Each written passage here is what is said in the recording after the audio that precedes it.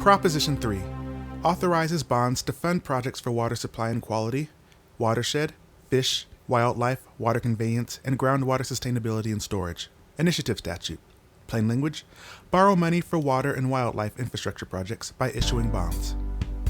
All right, Californians, get your water out, get in the mood, I want to hear you slurping.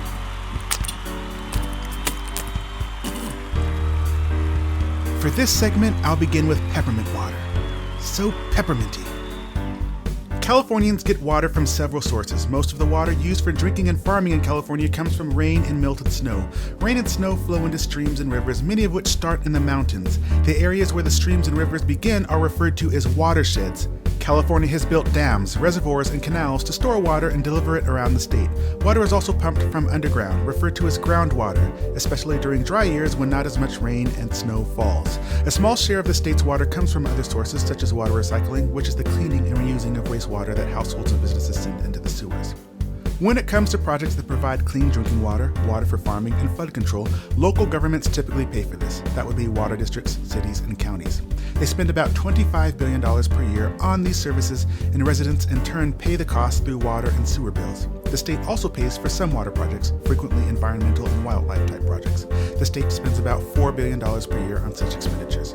Water bonds are the state's main strategy for funding water and environmental projects. The state borrows money via bonds and pays it back from the general fund.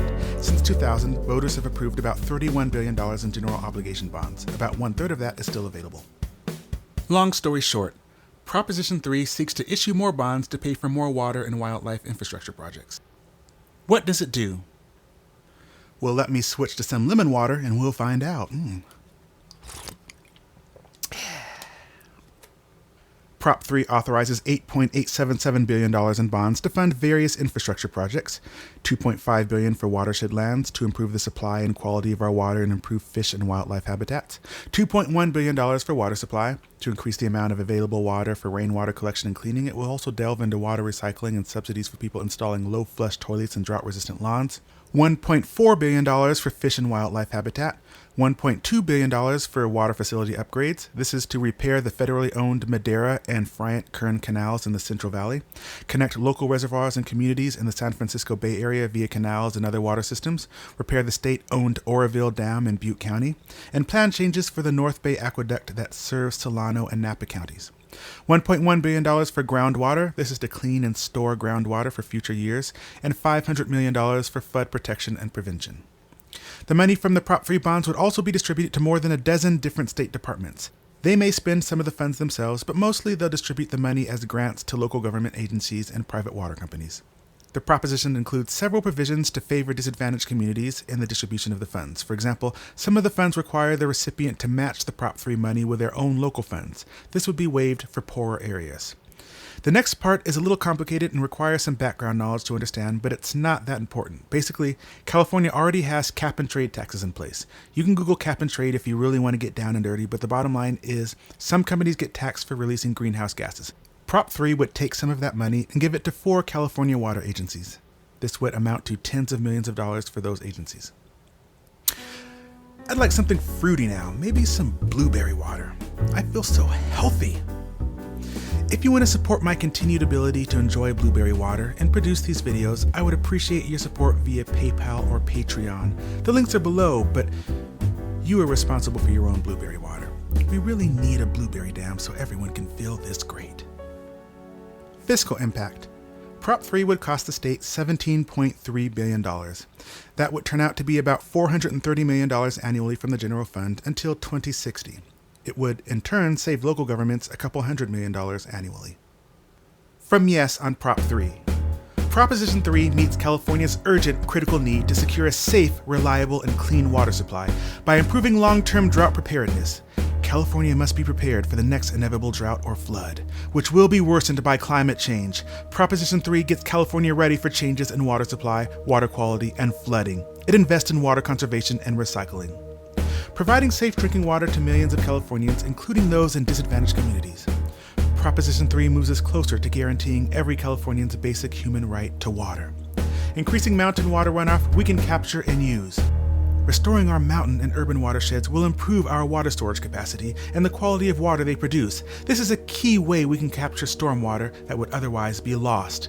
Everyone from rural county residents to city dwellers will benefit. Repairing existing canals that irrigate our food crops. California's agriculture bounty, including fresh fruit and vegetables, milk, wine, and hundreds of other crops, depend on a reliable and balanced surface of groundwater supply.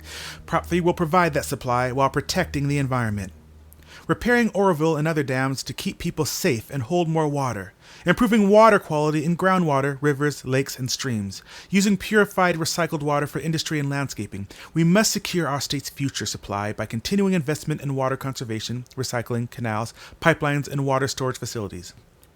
A natural disaster would put our water supply at risk. By improving our water supply facilities, Proposition 3 will protect Californians from earthquakes, wildfires, floods, and landslides. It will also provide multiple benefits, including water for fish and wildlife habitats, farms, cities, and recreation. Bonds finance schools, hospitals, and clean water, just like we use mortgages to buy homes. California's bond ratings are the strongest in years. This is a good time to invest. Proposition 3 creates good jobs throughout California by building and operating badly needed water projects. From No on Prop 3. Does Prop 3 sound familiar? It should. We saw a water-related measure on the June ballot with similar words. In fact, since 1996, there have been 8 statewide bond measures committing money to water issues. So far, the total amount is more than $29 billion. What do we have to show for all that money? Not one thing that will get us more water. California is basically a desert. Without dams collecting rain and snowmelt from the mountains, extensive agriculture in the Central Valley would not exist.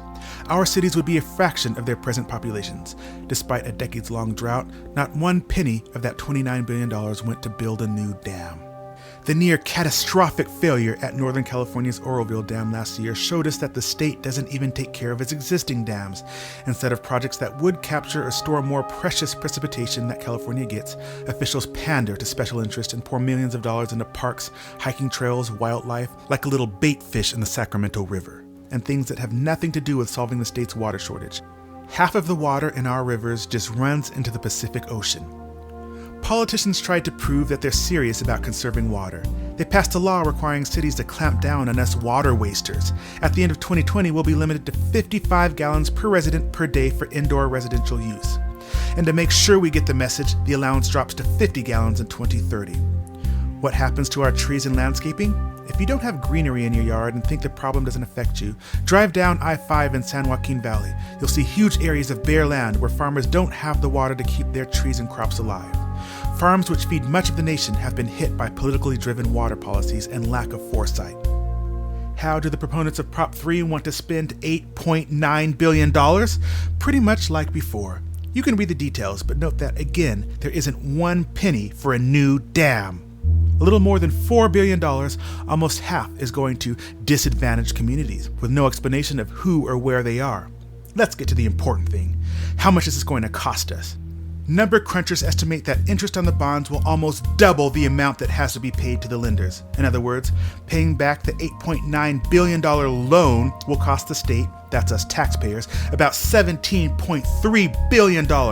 It averages to about $433 million per year for 40 years. That has to mean more taxes.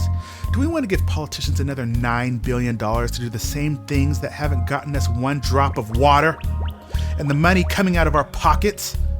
Think about it. No on Prop 3. This prop is very unusual because it involves the state of California borrowing and spending more money at taxpayer expense. Now for some sour grape water. If you were with us in 2014, you remember that we covered what was Proposition 1 that year. Do you remember what it was about? Do you remember? I remember. It was a water bond. $7.12 billion in general obligation bonds for state water supply infrastructure projects such as public water system improvements, surface and groundwater storage, drinking water protection, water recycling and advanced water treatment technology, water supply management and conveyance, wastewater treatment, drought relief, emergency water supplies, and ecosystem and watershed protection and restoration. As the No campaign mentioned, the June election introduced Proposition 68. What was that again? Yeah, $4 billion in bonds for parks, environmental protection, and water infrastructure. And even with all this and all that's come before it, we are still in perpetual drought. It sounds like this is working out really well. So I think I'll vote no on this one just because it's not enough spending. We need more spending on these water projects. I'm going to vote no until the legislature promises to put either a new water bond or school spending measure on every election until I die. In 2020, I want to see a $30 billion water bond for our fish and wildlife. In 2022, we need a $75 billion water bond to enrich our beautiful coastlines. In 2024, I want a $500 billion bond with a stipulation that all Californians begin showering with only two 16-ounce water bottles, and these must be special 16-ounce water bottles sold by government contractors with special taxes to help fund more water relief programs. That's what I want, and I'm not voting yes on a water bond until the government can guarantee an endless stream of multi-billion dollar water bond propositions. I want more bonds and more spending right now, more. If you vote yes on Prop 3, you authorize the state to borrow $17.3 billion for water projects. If you vote no on Prop 3, you don't.